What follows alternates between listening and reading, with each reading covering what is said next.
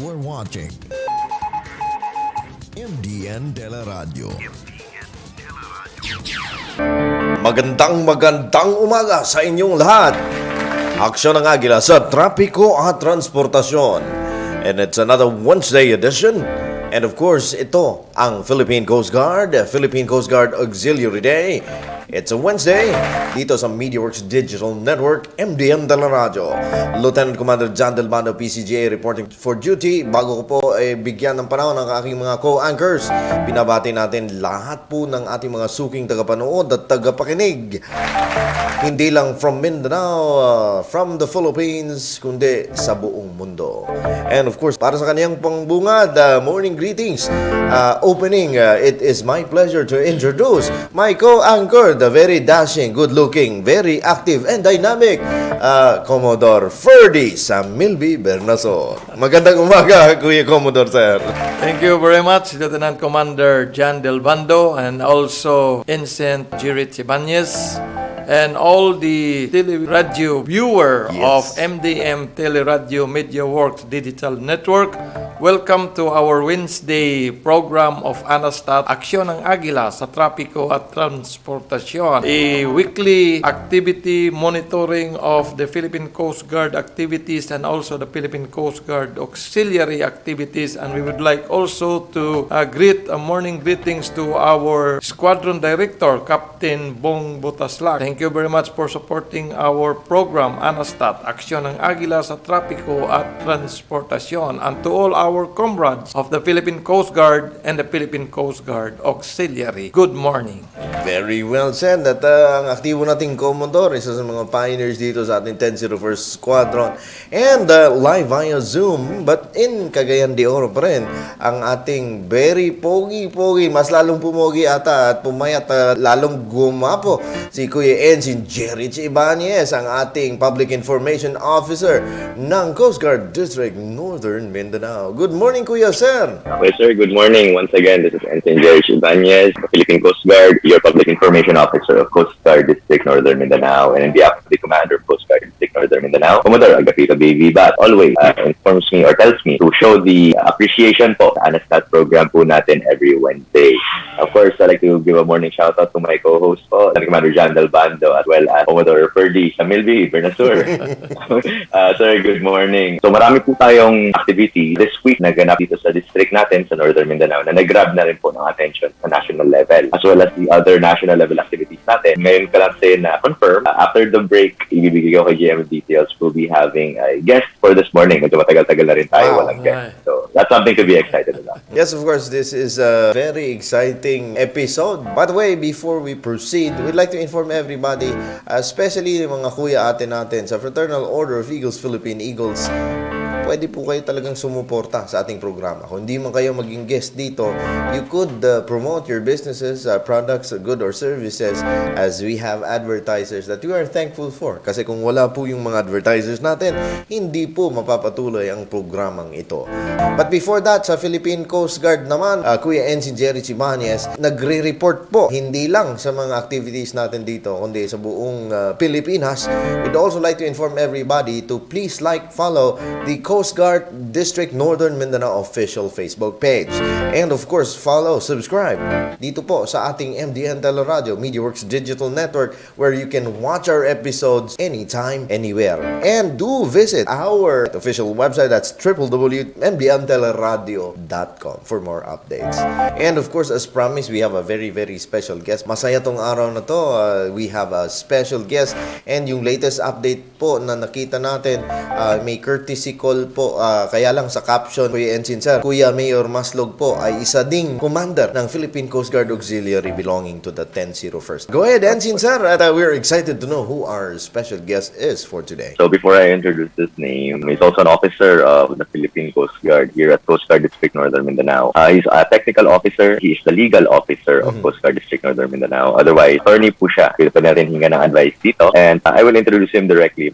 He's just been here for, I think, about almost a year. Kuya rin po natin, kasabay ko po siya sumama sa NMR 10, our Eagles Club. Kasabay po kami under kay na President ko, Commodore Gilbert B. Philippine Coast Guard Auxiliary rin. And ladies and gentlemen, our guest joining us live, Kuya Sir, magandang umaga. Good morning, mga kuya. Yes, and of course, ang ating Lieutenant Senior Grade Mohammad Ansari, Dicritan of the Philippine Coast Guard, our Legal Officer of Coast Guard District Mindanao. It's indeed an honor to have you, ang ating legal officer. Welcome, Kuya Sir. Kuya, what was your profession?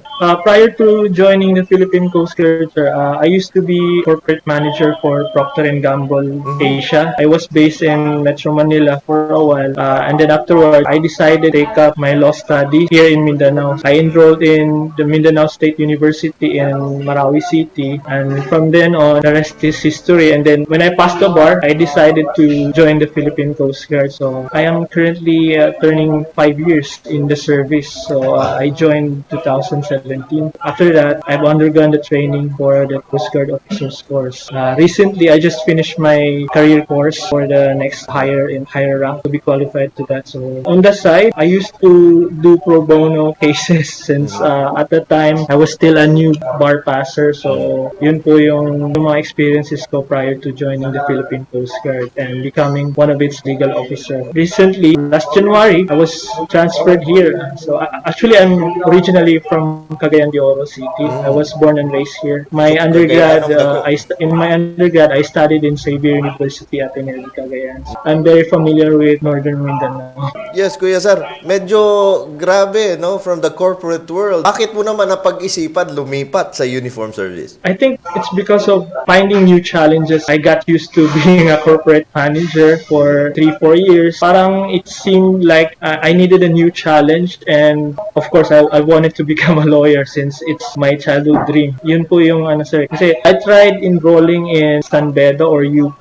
but if you are a corporate manager, you won't have that much time to spare in order to pursue other careers. So it's kind of hard for me to study at the same time while being a corporate manager because I have many subordinates, sir, and of course I also have colleagues from other countries. Sometimes we do have midnight meetings since I have to accommodate their time zone as well. So mostly in the US and Europe. That's why it was hard for me to study while I'm still in the corporate world. And of course, I've wanted to try being a uniformman since most of my family members are from the police force and the army. And nasa dugo, Kuya Commodore. Yes, sir. Kuya Commodore, itong kasama natin at Kuya Ensign, being a kuya, medyo magaan talaga sa loob. Pareho tayo gusto nating magserbisyo From the corporate world, alam mo, they make big bucks there, and then though you don't own your time, and then Asia pa ang hawak ni Kuya Sir. Iba talaga pag may tawag yung sinasabing calling. Did you also feel that, Kuya Commodore, when you joined the Philippine Coast Guard Auxiliary dahil ikaw corporate man din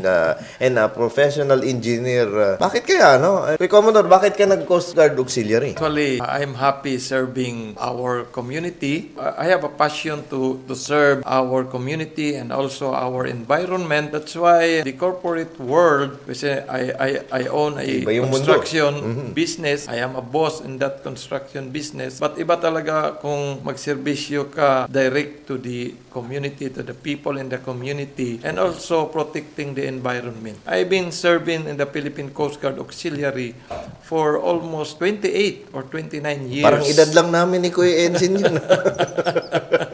Parang happy ako if I can serve people. No, especially in the Philippine Coast Guard Auxiliary, that we are protecting lives at sea, property at sea, and the marine environment. As we have a signature project of Northern Mindanao, which is the mangrove rehabilitation project in Taytay, El Salvador. And now it's already a city of El Salvador, and that's a signature project of the Philippine Coast Guard Auxiliary. And we are happy of that. Balikan ko naman si Kuya Ensign. Kuya Ensign, ikaw naman, di naman nakakalayo yung pagiging nurse at ito nga sa pagiging uniform man. Kaya ni Kuya Mohammad Ansari, para lang a refresher, bakit ka ba talaga nag-Coast Guard, Kuya Ensign? Ikaw din. Well, thank you for that very beautiful question, Kuya Sir. But actually, tama nga, hindi na nagkalayo sa career pattern ko before as a nurse.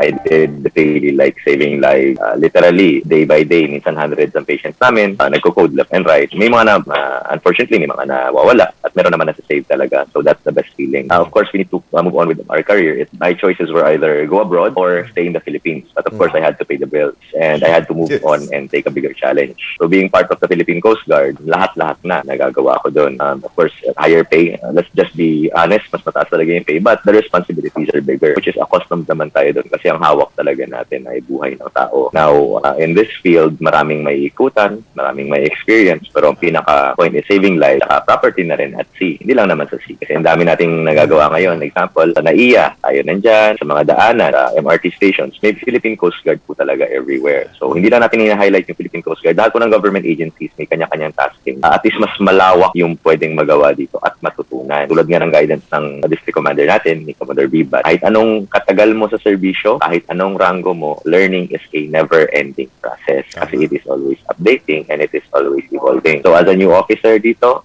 may halos kasabay kami ni Lieutenant Dicritan. Actually, sa training, I'm actually senior in class sa kanila. Kaya nung pumasok sila sa training, kami yung tumalubong sa kanila. Kaya hindi yata makakalimutan ng class nila, Kuya Dicritan. Parang iba yung ngiti ni Kuya LT, ano?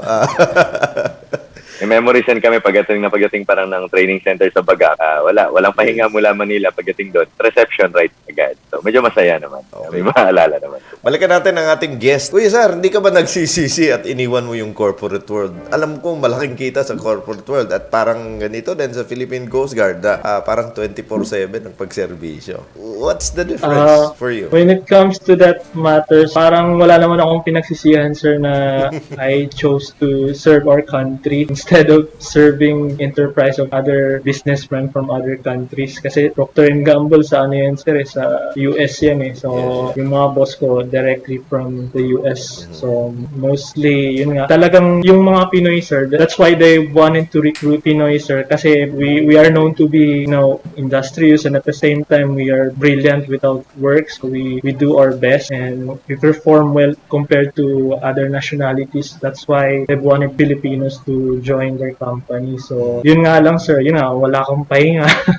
So, stress. So, I think yung thought na you're serving your country at the same time, you're giving the best years of your life for your country. I think naka-embed na rin yun sa akin, sir, since, like I've said earlier, mostly servicemen yung family members ko, yung clan namin. Kasi mostly nasa AFP at saka PNP. So, nabigla sila actually nung lumipat ako ng Coast Guard. Kasi while I was studying law, I was actually a non-uniform personnel of PNP. And my previous regional director, he's actually retired right now. He tried to endorse me for a lateral promotion to PNP as police captain sa legal service din ng PNP.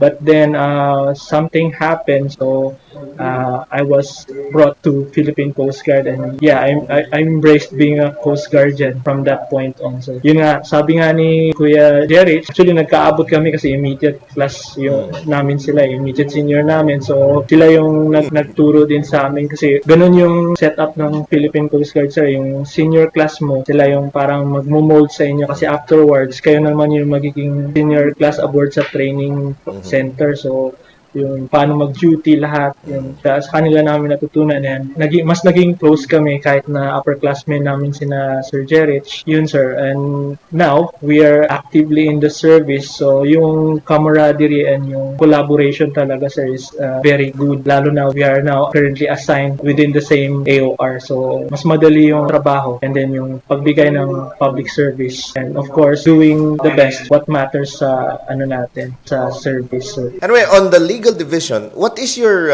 designation now?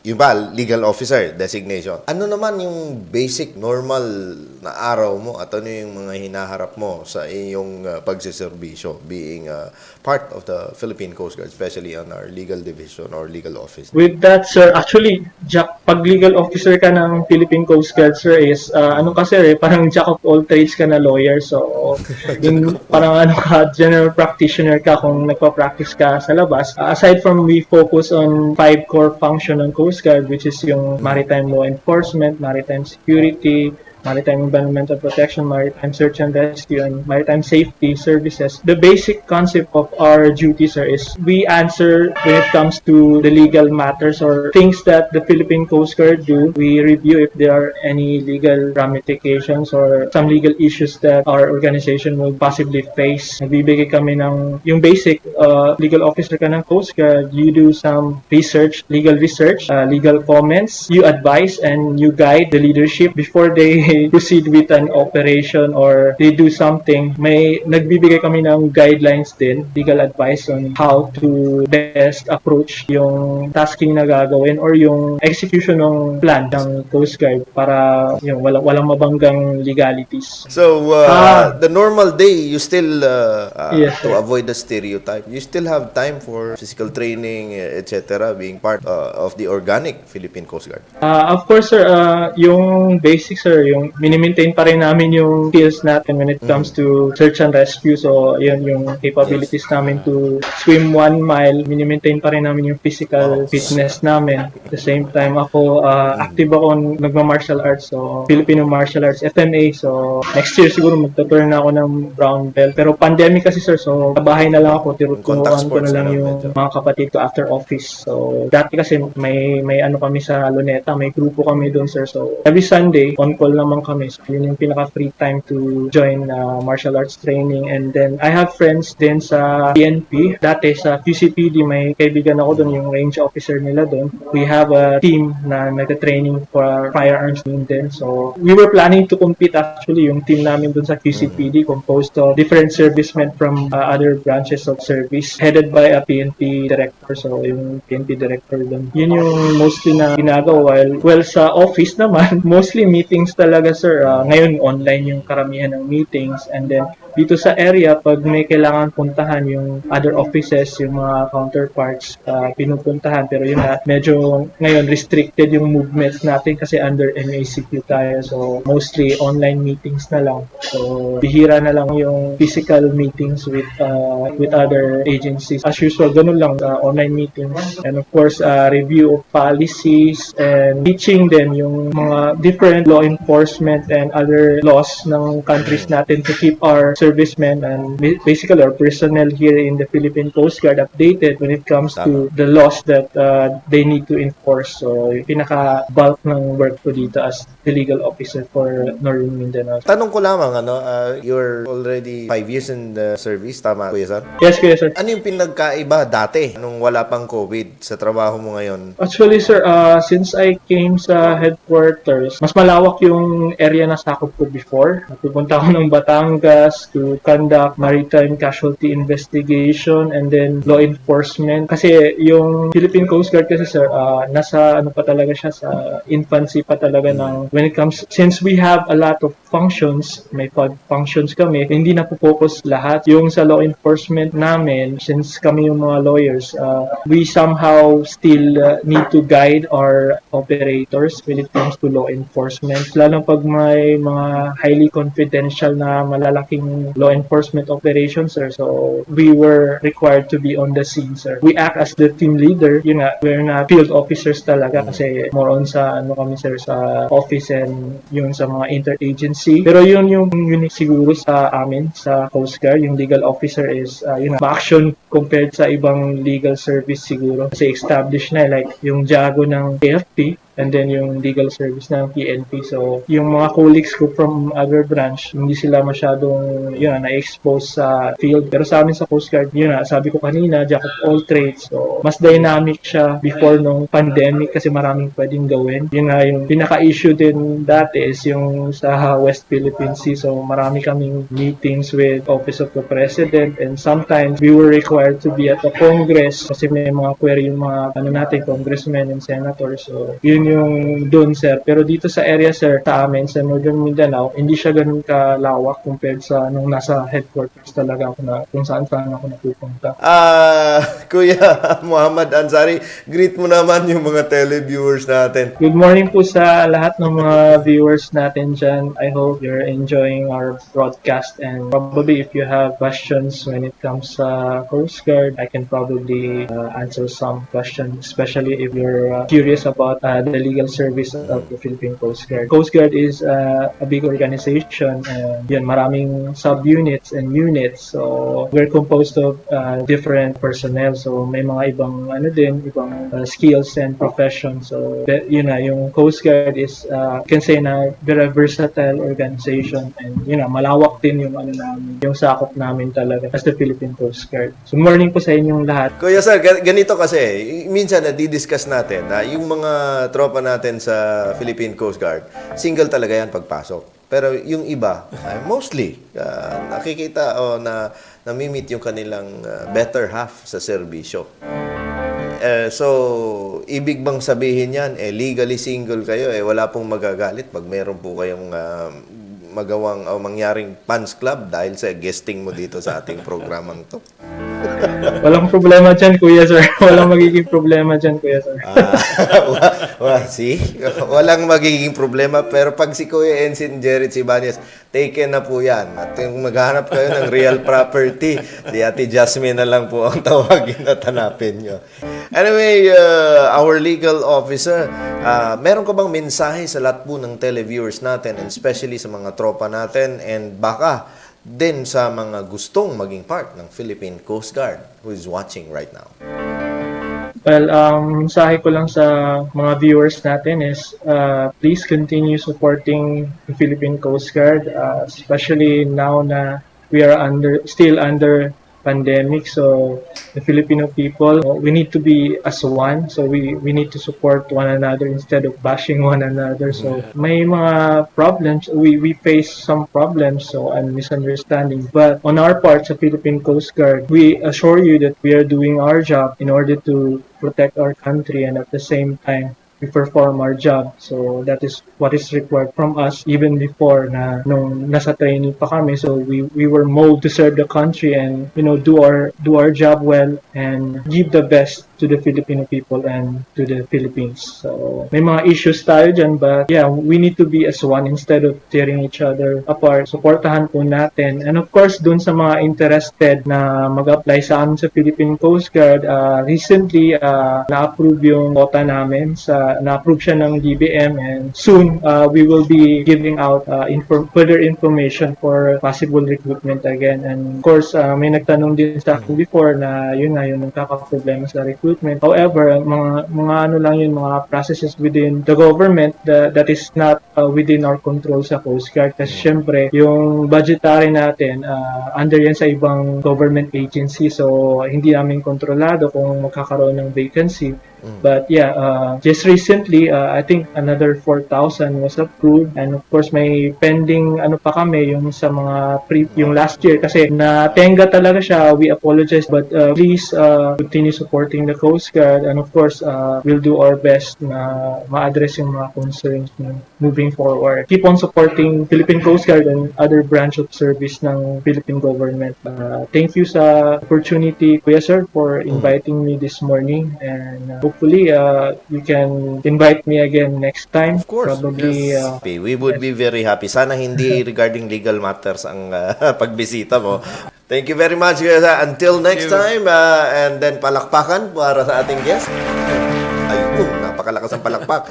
And right now, masasabak naman si Kuya Ensign JHERICH YBAÑEZ bilang ating Public Information Officer dahil he has about 35 minutes to report and is to squeeze in all the updates from the Philippine Coast Guard. Ang nakikita nating isla ngayon is actually a good news and way forward for Coast Guard District Northern Mindanao as we improve our vessel monitoring capabilities. Now, Coast Guard District Northern Mindanao to Coast Guard Station Northeastern Mindanao.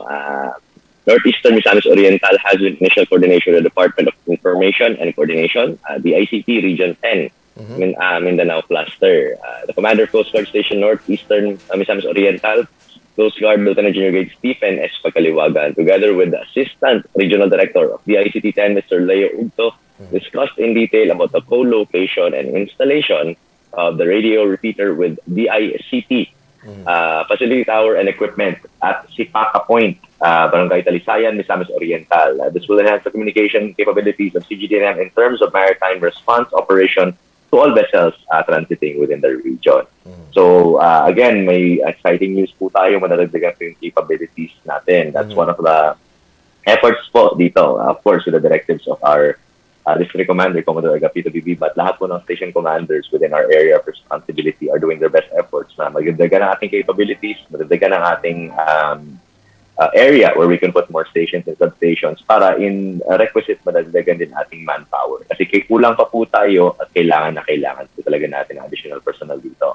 That's why while doing so, kailangan rin natin dagdagan ang ating comrades, the Philippine Coast Guard Auxiliary, para mas malawak rin po ang ating pwedeng matulungan.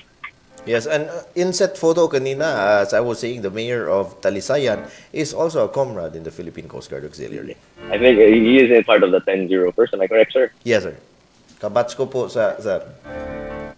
Ay, mga kabatch ni sir, dapat ma-activate na natin soon, hopefully, after ng MECQ. And of course, we have Commodore FERDIE BERNASOR as well na lagi po kasi tayo may meeting with Captain Bong Butaslak. Hopefully, we can have our dad. Yes. As a guest soon. Kasi sabi nga niya, hindi siya mag-guest pag hindi mo na mauna si Ma'am Commodore.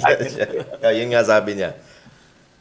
Go ahead, sir. Alright, so kaya JM, medyo marami-rami tayong pa? slides. We'll try to capitalize on what we can with given time. Pero yan, tulad yan, medyo may paghihirap konti, pero tagumpay rin naman ang huli. That's actually part of the convening ceremony that we launched just the other day. The photos that you see right now is the water search and rescue and district familiarization package course of Class 1-2021. We're here in Coast Guard District Northern Mindanao. 40 members and joined the training.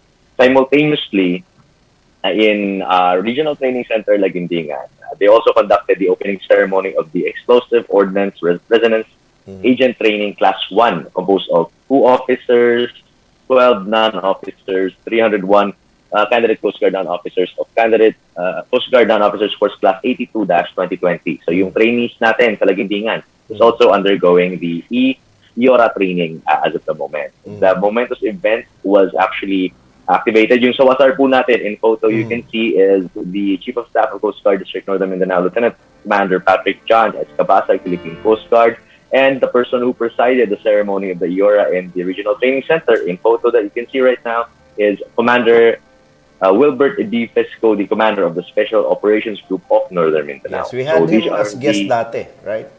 Yes po, sir. At simultaneous po yan siya because these series of trainings were spearheaded by none other than, of course, Commodore Bibat himself. Again, ulitin ko lang po yung kanyang message for these trainings that education is a never-ending process regardless of how long you've been in the service. It is an ever-evolving process. Now, he also reminded the men and women of Coast Guard District Northern Mindanao to be humble and do their best to become good role models not only for their subordinates but also to our community.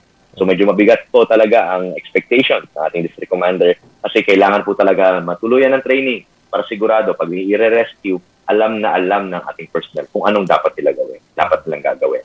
So with the guidance of our senior officers as well, we're very, very confident that we can produce very capable Coast Guardians to save lives in the future. Okay, next slide, JM.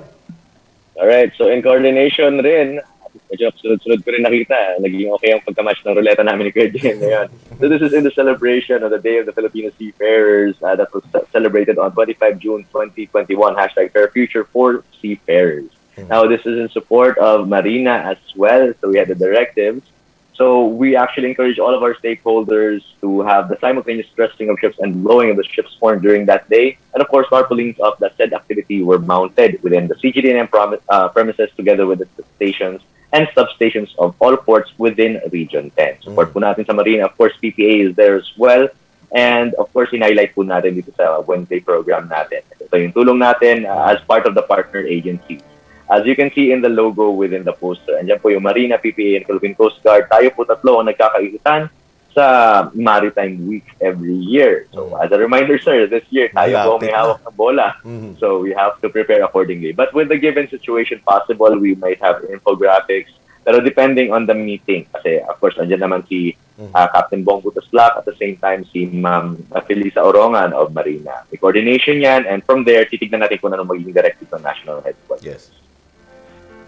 Alright, so next set natin, Kuya JM, baka mahabol natin. Again, you can see these are all in different ports within Coast Guard District Northern Mindanao, Region 10 naman. So in this photo that you see, Coast Guard Operations Group Northern Mindanao conducted a Baywatch seaboard patrol in the vicinity waters of Barangay Luyong, Bonbon, Opol during the observance of the Catholic community commemoration of the Feast of the Birth of Saint John the Baptist or San Juan de Bautista on 24 June 2021. So these efforts were to further enforce the IATF and ECQ protocols kasi kahit na MECQ na tayo, minsan hindi natin maiwasan na medyo may pasaway pa rin talaga. So we're there to guide, of course, and to watch over. Para sigurado pag may mga activities, may guidance pa rin po talaga. O pwede lang nga sana i-QR code natin sa dagat para sigurado safety talaga lahat. This is sa Opol. May mga balsa ata dito. Sa photo. Yes, sir. The photos really show it. And of course, i-highlight ko lang din po since kasama po natin si Kuya FERDIE.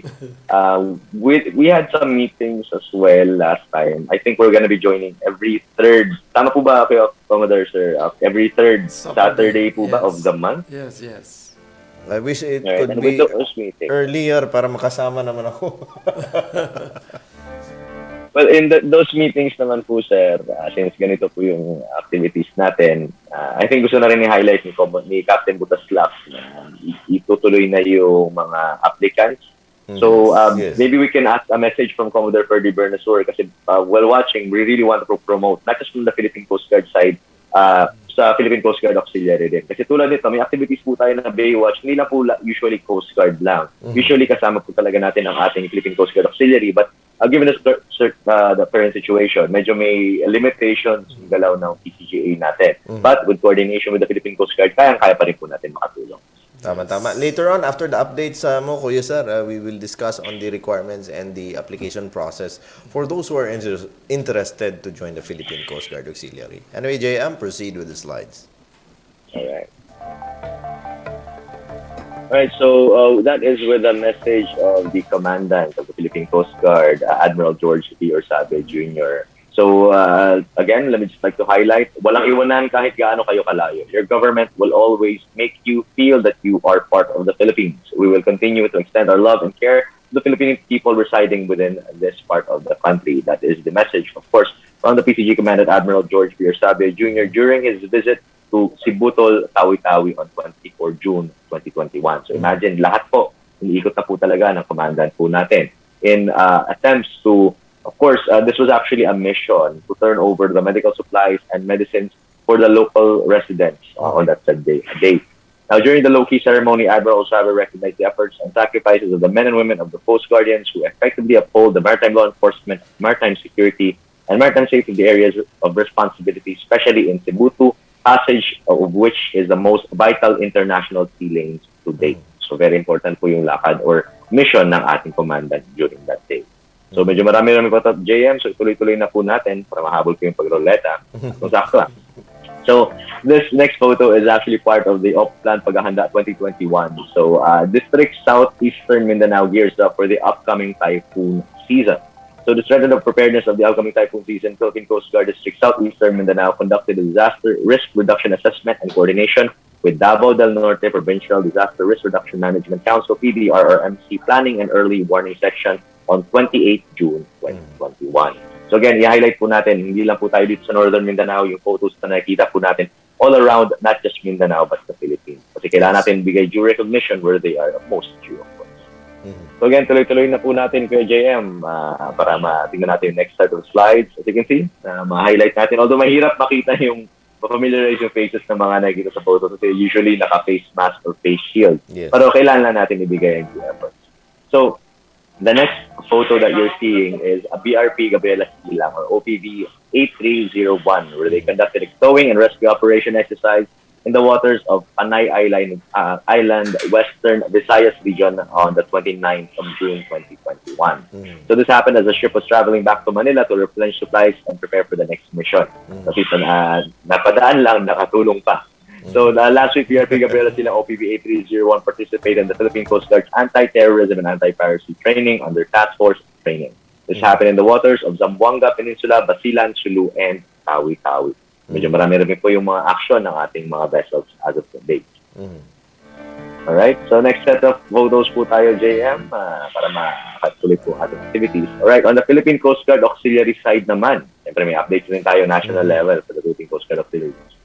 So the Commandant of the Philippine Coast Guard, Admiral George P. Orsabe Jr., spearheaded the activation of the PCG Auxiliary 217 Squadron in Cebu on 28 June 2021, together with Rear Admiral Jose William Isaga, the Commander of Coast Guard District Central Visayas. The PCG Commandant also led the installation of the Director of Auxiliary Squadrons, as well as the induction, promotion, and awarding ceremonies of the new PCGA members within the city. Amid the COVID-19 pandemic, the PCGA fully supports the PCG in the performance of its mandated function. So for Admiral Orsabia, they are the PCG's secret weapon in successfully accomplishing its mission out of love of country, compassion to fellow Filipinos, and fear of God. Idagdag ko lang po na in every opportunity, the Coast Guard Commandant never failed to remind the PCGA members, especially the newly inducted ones, that their participation in the Coast Guard service is not mere volunteerism, but a calling from Almighty God, where they are chosen to be His instruments to serve others. So medyo nakakakilabot po yung message ng ating commandant. Pero at least nakita natin, nadagdagan po ang forces po natin. This was in Cebu. And we also had one before the pandemic got a little bit bigger dito sa atin. But once mabawasan, hopefully, ang MSCC, as we mentioned earlier, na-extend po siya until July 15, if I'm not mistaken. Tama po kayo, sir? Yes, sir. Alright, so ituloy-tuloy na po natin yung ating updates kasi para mahabol natin. Alright, so this is actually one incident report of the Philippine Coast Guard together with the Philippine National Police apprehended fishing bangka FB3A that used in an illegal fishing venture at the vicinity waters of Matarawis Island, Agutaya, Palawan on 25 June. So yan, yung mga medyo matitigas pa rin talaga ulo, hindi talaga may iwasan na may mahuhuli. Illegal fishing. Of course, nasa pangalan na nga po sa illegal, so bawal na bawal po talaga siya. So as you can see the photos na nakita naman yung ginawa talaga ng personnel natin at kung anong kanilang mga nahuli. Alright, kaya JM, so tuloy-tuloy na po natin ang ating mga photos. Alright, in case you missed this photo, the PCG participated in the 5-day maritime interagency exercise at Isla Reta, Talikod Island, Island Garden City of Samal, Davao del Norte on 21 to 25 June 2021. So just another update.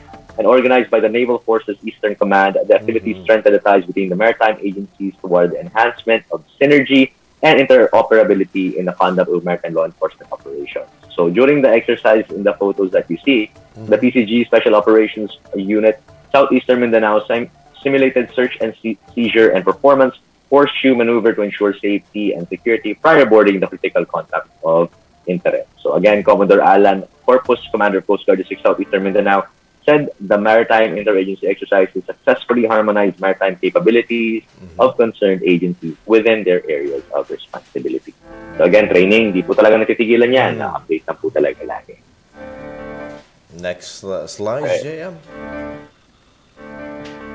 Alright, so ito naman, i-highlight po natin, we're very, very proud that there's a new graduate of this new force. The Philippine Coast Guard recognizes the evolving unique importance of having female radio operators aboard PCG vessels and shore-based units, especially in communicating with foreign ships so as not to elevate tension.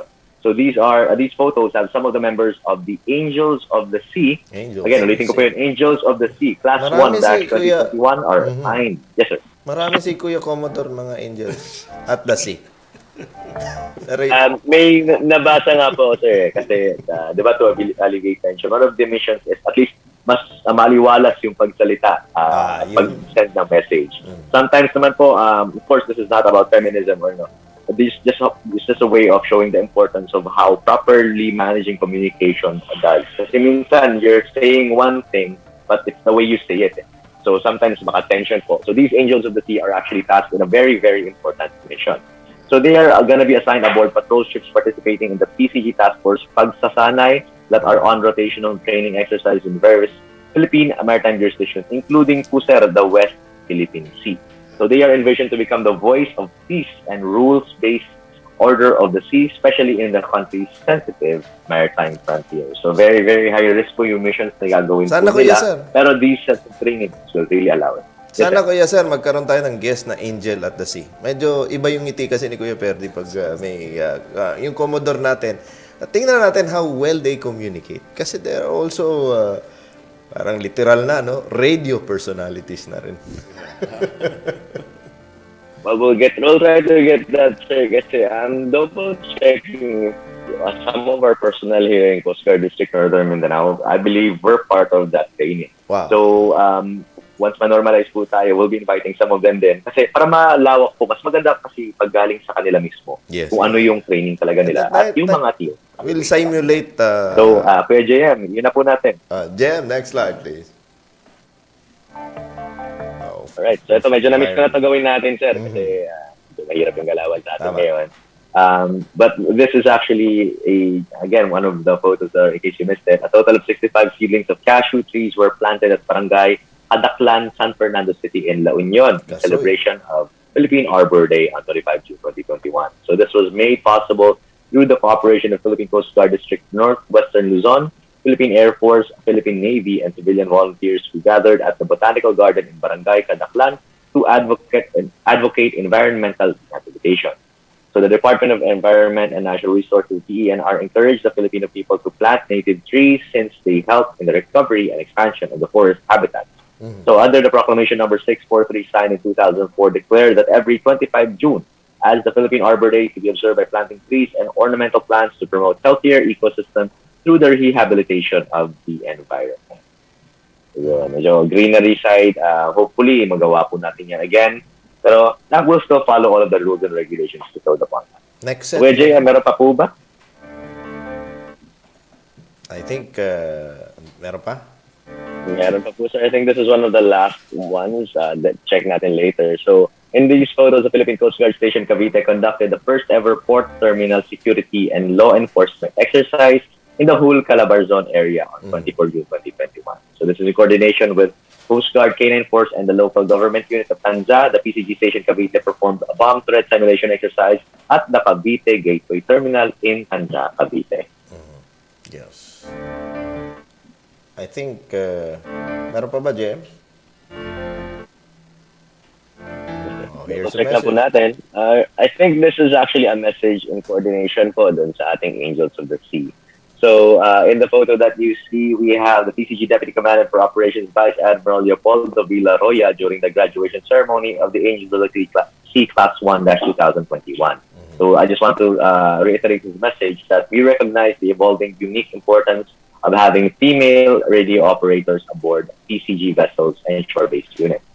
Especially in communicating with the ships so as not to elevate tension. We want our Angels of the Sea to become the voice of peaceful rules and based order at the sea, especially in our country's sensitive maritime frontiers. Like I mentioned earlier, that was actually the message directly from the Deputy Commandant for Operations, Vice Admiral Leopoldo Villaroya. Yes. All right, so a couple more. In these photos that you see, a total of 35 personnel of the Philippine Coast Guard District Northwestern Luzon, headed by Commodore Inocencio Rosario Jr., participated in the blood donation drive organized by the Philippine Red Cross, at the Barangay Foro Point, San Fernando City, La Union on June 26, 2021. There you go. So in these photos, diba, uso po ngayon yung vaccination process natin. So the Philippine Coast Guard PCG Veterinary Service Southwestern Mindanao vaccinated a total of 6 Coast Guard working dogs in Sulu and Tawi-Tawi on 26 June 2021. So again, Lieutenant Senior Gate Kirk Akdal, classmate rin po siya ni Lieutenant Dicritan, and also one of my senior officers under training, administered the annual vaccination of concerned Coast Guard working dogs against parvovirus, canine distemper, and rabies. So yan, hindi lang po tao nagpapa-vaccine, pati ang ating working dogs vaccinated na rin po. Anyway, before we wrap up, we promised to discuss on the recruitment of the Philippine Coast Guard Auxiliary. Updates po sa applications with the Philippine Coast Guard. But right now, our opening, Kuya FERDIE, take it away. The floor is yours. Paano po kung gusto nilang sumali sa Philippine Coast Guard Auxiliary, lalong-lalo na sa ating Auxiliary District Northern Mindanao? Yes, Lieutenant Commander Jan Del Bando, with regards to the application of volunteer member of the Philippine Coast Guard Auxiliary in the 1001st PCG Squadron. I have a meeting with our Squadron Director, Captain Bong Botaslak, with regards to the orientation of our new applicants via Zoom or webinar. Webinar. And I would like also to ask the permission of MD and Teleradyo. Of course, we're gonna do it here live via sa studio po para po maganda yung pagka-deliver, and we're very proud that you will be handling the orientation as usual. Yes, that's why I have to talk also with our Kuya ENSIGN JHERICH just because on that orientation we have a PCG organic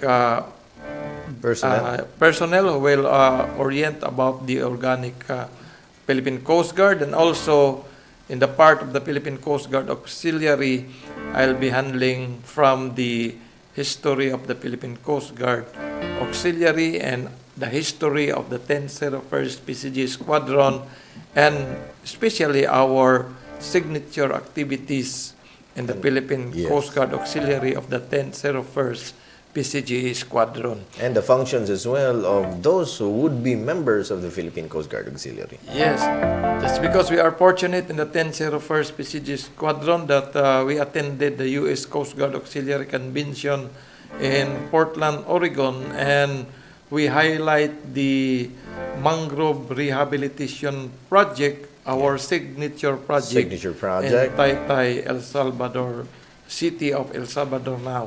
And we would like to have a update. Siguro magpapalipad tayo ng drone doon at makapagbigay ng report kung kumusta na mga mangroves na tinanim ng ating mga auxiliaries. That's why we have a 14 pages application form of the Philippine Coast Guard Auxiliary. Actually, I have now the application forms. I handed that to Lieutenant Commander John Del Bando, a copy, and also I handed a copy to our Kuya Engineer Robert Neri, and also Kuya Marlon Fidel Duterte Bungay Jr. Hopefully, they will be one of us as a volunteer of the Philippine Coast Guard Auxiliary. Will be assets, not just all the members of the Fraternal Order of Eagles, Philippine Eagles.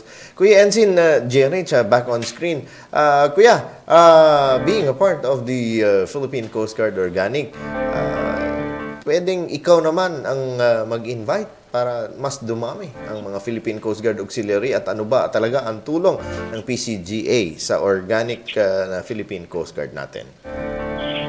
Of course, sir. Just like what our commandant said earlier, the Philippine Coast Guard Auxiliary is the secret weapon of the Philippine Coast Guard. Simply stating, we have over 7,107 islands here. Coastal areas pa lang natin, mas malawak pa sa mas malalaking countries out there. So with the number of the Philippine Coast Guard active as of the moment, kulang po talaga to cover everything. That's why we have the our contemporaries, and of course the Philippine Coast Guard Auxiliary para ma-cover po natin.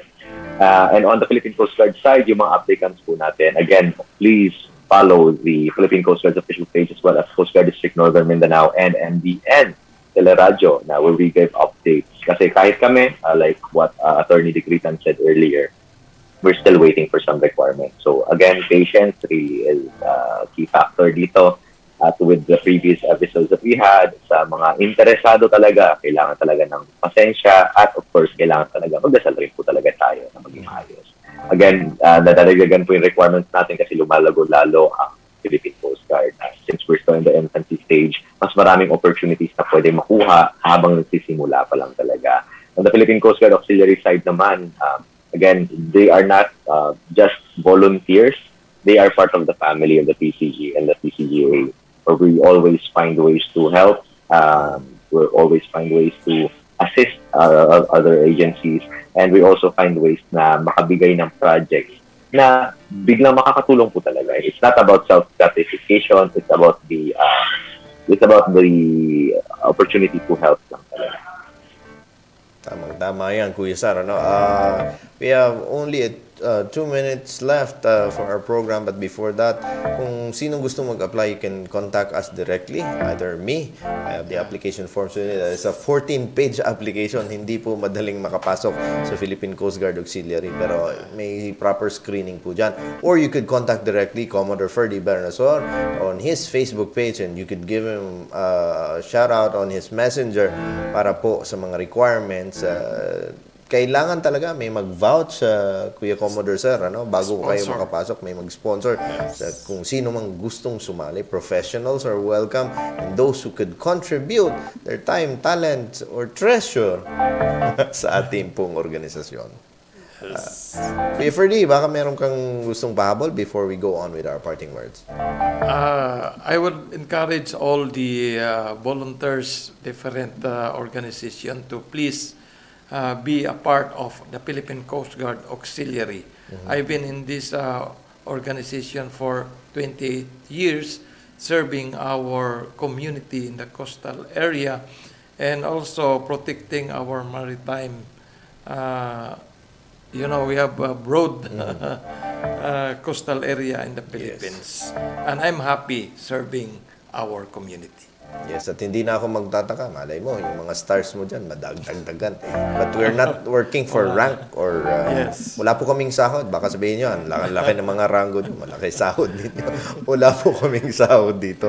And before we go on, we'd like to really encourage you to watch all the episodes of the Philippine Coast Guard, Philippine Coast Guard Auxiliary Anastat program para po ma-aware kayo. May mga interviews po tayo ng members of the Philippine Coast Guard. At we will also have to schedule bago po yung ibang auxiliary members natin, si ating dad, kay Commodore Agnes Subiron, to Yes, be Commodore. here via Zoom or studio para sa kanyang interview as Commodore this time.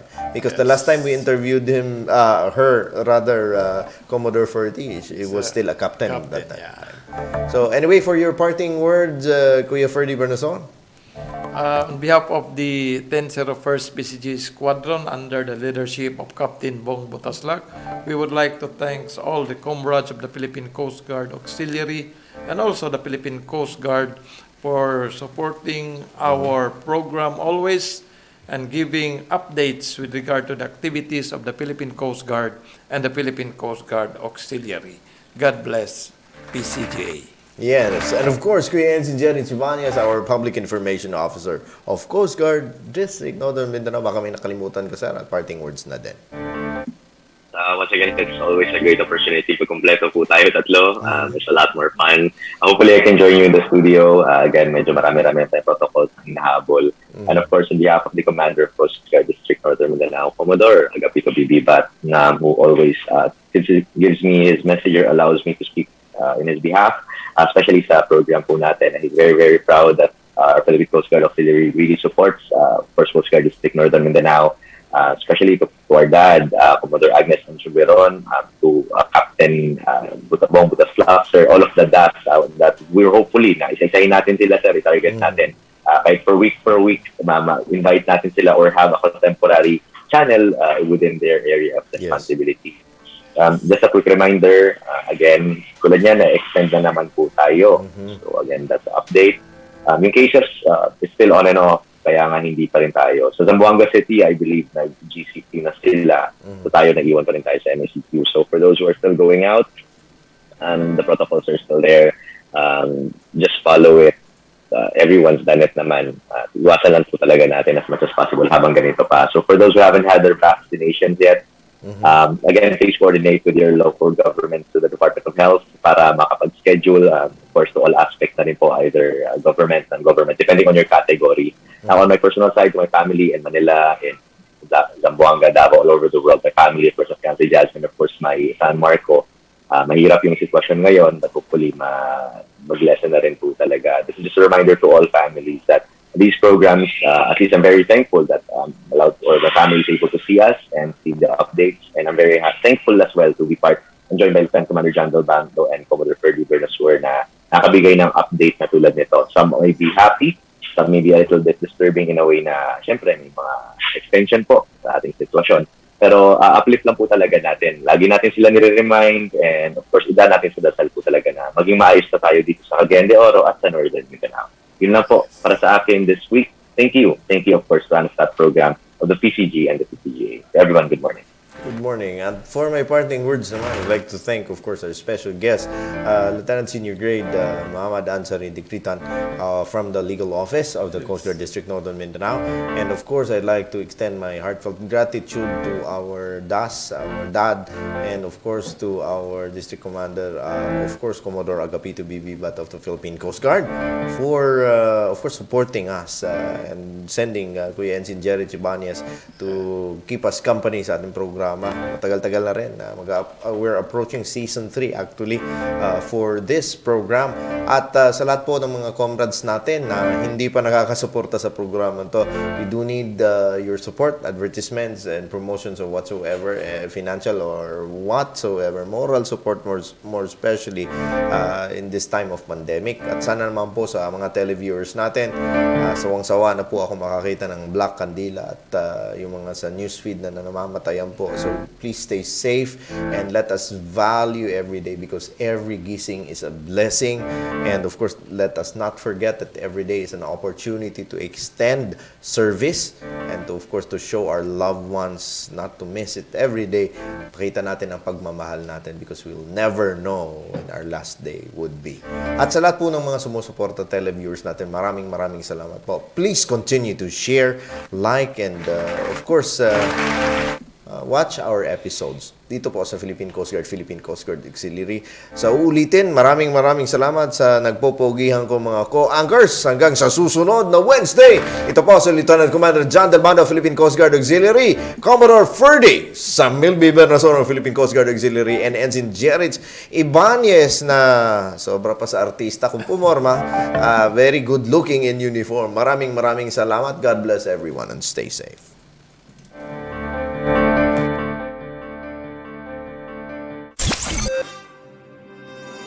Thank you for watching MDN Teleradyo. Like and share. Watch us anytime, anywhere.